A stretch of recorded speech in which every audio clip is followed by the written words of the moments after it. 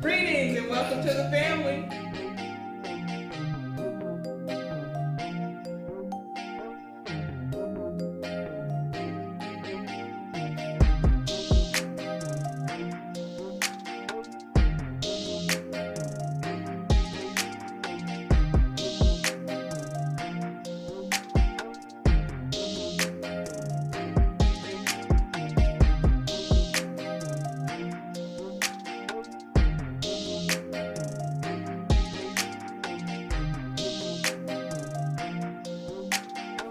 Thank you for being with us. We're sending you love, light, and positive energy. And remember to proceed in power.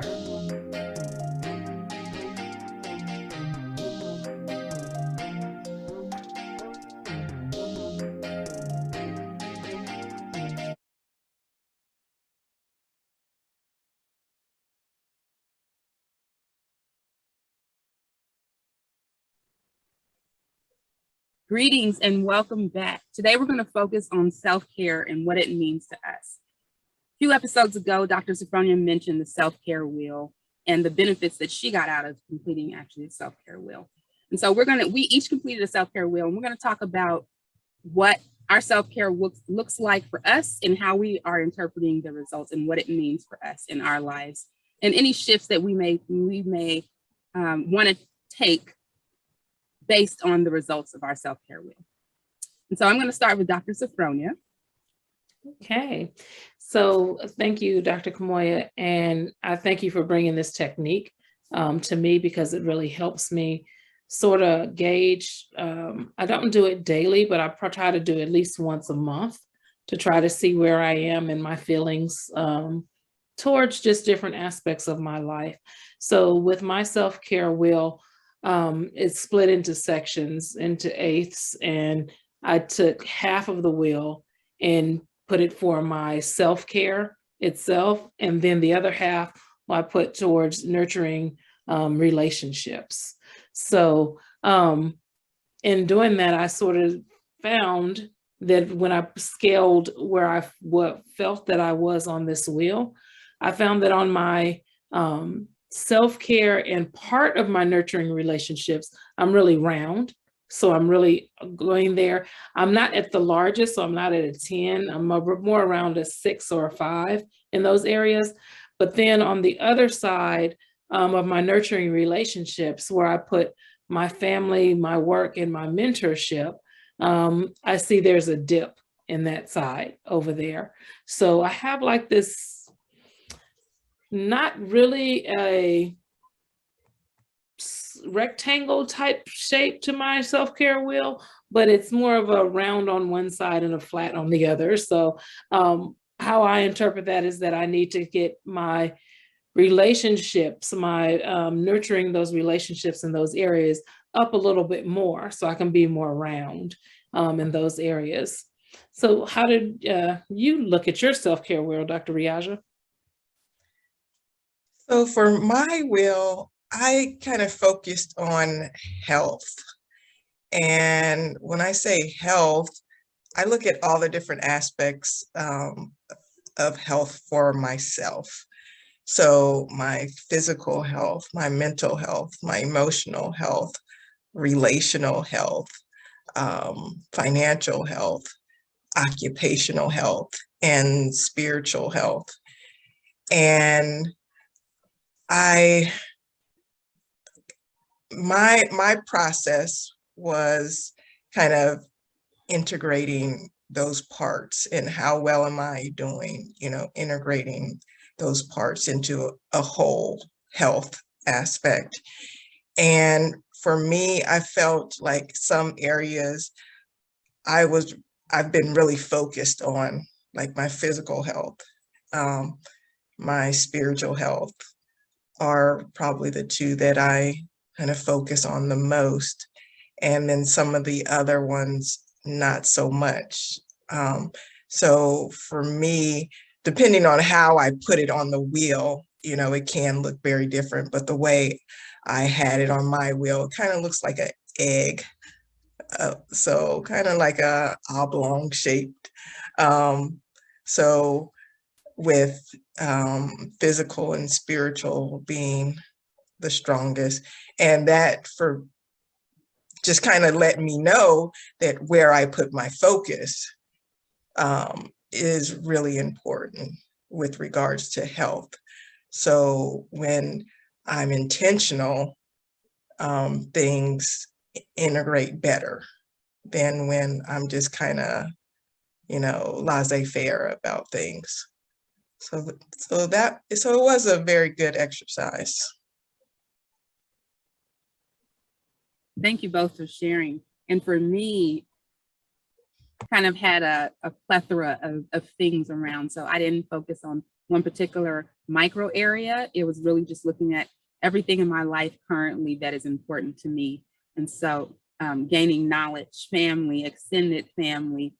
And extended family for me just means who else is in my village. It doesn't have to be any blood relation, but just who else is in my village, who else supports me, who do I support as well. Physical and mental health. Travel is very important for me. So I love to travel. I don't like to stay in one place too long. I like to get out and just explore, even if it's just going over to the next state or maybe the next city, 2 cities over. I just love to be on the move and just explore things that could be right there in my backyard, but I'm really not as attuned unless I intentionally make it something that I'm going to do, something I'm going to accomplish. Professional and recreation is also very important to me. And when I think of recreation, I think of like my hobbies, what helps me kind of round out my day or de-stress, and things that I can do with other people as well as by myself. And so I just think of all of those. I think of my life in the holistic form, and given that what's important to me right now. So if I do this self-care wheel next week, I may have 8 different categories.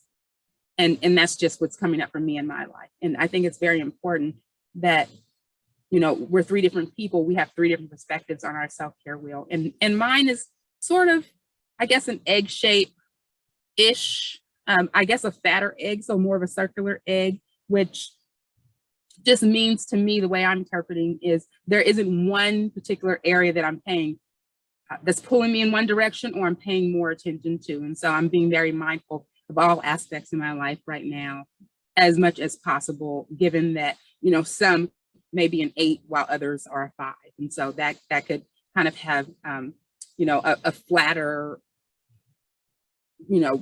shape to it. And maybe right now in this particular moment in time, that's what's important. And before, if you remember, I talked about the perfect imbalance. So life is never really balanced. And so for me, that is my perfect imbalance. That's what I need right now in my life, is actually to focus more on this area and maybe less on this area.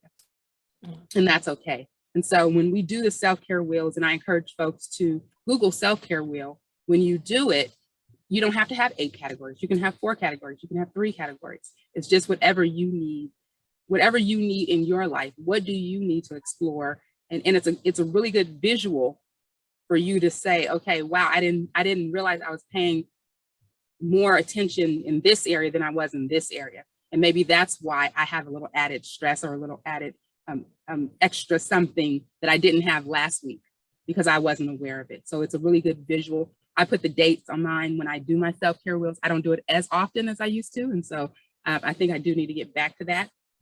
But I always put the dates, and then I go back and I look at, okay, wow, this date I was here, and this date I'm here. And so what did I do to change that? And I may journal a little bit or draw something, whatever's resonating for me, so that I can continue to be on my self-reflection journey, and also bring my unconscious behaviors to my consciousness in a very intentional way. Mm-hmm. So I'm going to open it up for anyone who wants to just comment.